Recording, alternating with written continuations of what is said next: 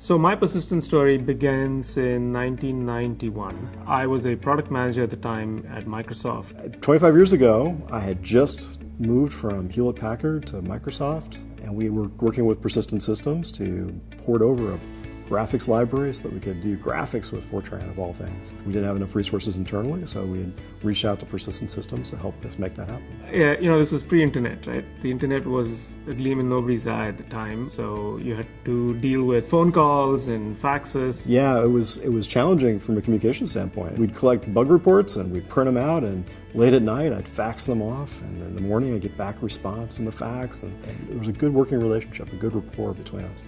And it was clear that this partnership probably had legs. That was the beginning of the journey for Microsoft and Persistent, and it's gone to places that nobody ever expected.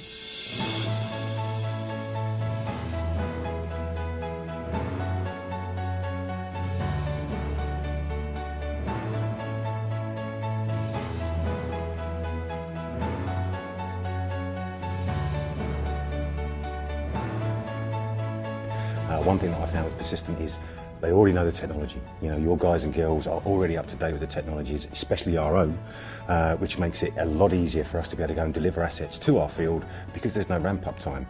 We had a whole lab delivered in around 6 to 8 weeks, which was an absolute awesome delivery. And this is one that's enabled not just our field to scale, but also partners and customers to scale themselves directly. Anand Deshpande is an amazing individual. I was very fortunate and privileged to meet him when he was a graduate student at Indiana University. I met him when we were both graduate students at a conference. We were all thinking about papers. Anand was thinking about relationships and people. And that's, I think, a big part of why he's been so successful, to be able to think about more than just the technology, while at the same time being obviously very good at that. He was very, very clear at the age of 27 or 28, whatever he was then, that this is what he was going to go build out. He said, after I graduate, I'm going to work for 2 years in Silicon Valley, and when I finish and gather that experience, I will go back to India and I will set up a software company. We look back, and that's exactly what he did.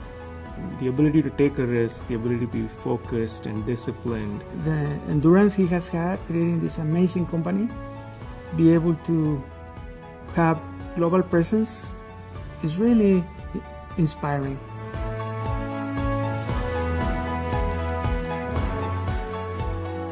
It's going to have to be a dessert, right? It's the icing on the cake. It's going to be the trifle. It really is. You've got every layer in there that you could want. There's nothing in there that nobody doesn't like. A trifle is for everybody. And the nice thing about it is, once you've tasted it, you always want more. Frankly, I would be lying if I could tell you what I will imagine I will be doing 25 years later. 25 years from now, I think data is going to be a big part of it. How, in what exact way, I don't know. There's a lot of movement in the industry around emerging technologies, and for the past 5 years, since big data's been around, we've already seen a lot of disruption, positive disruption in a lot of cases, where new use cases or even old use cases have been given new options and new technologies to go and execute on. It's just going to be another lens into the world as it is at that point in time. It's just going to be another part of the fabric of life, everything we do.